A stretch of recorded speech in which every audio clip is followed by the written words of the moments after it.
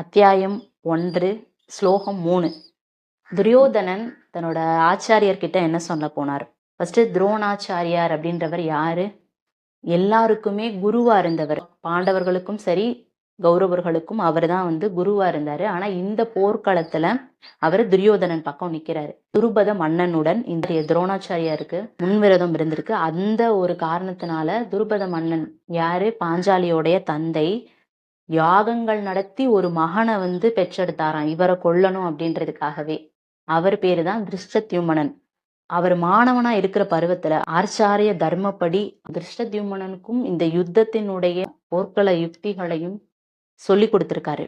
அவர் எந்த பக்கம் நிக்கிறாரு? அர்ஜுனன் பக்கம் நிக்கிறாரு.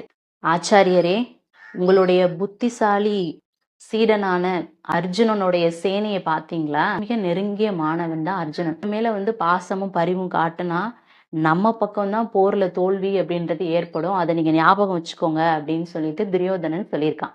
துரியோதனன் நம்ம சைட்லாம் யார் யார் நிக்கிறா, அவங்கெல்லாம் எவ்வளவு பலம் பொருந்தியவங்க அப்படின்றத பத்தி ஆச்சாரியர்கிட்ட சொல்லியிருக்கான். அது என்னன்றதை நெக்ஸ்ட் சீரீஸ்ல பார்க்கலாம்.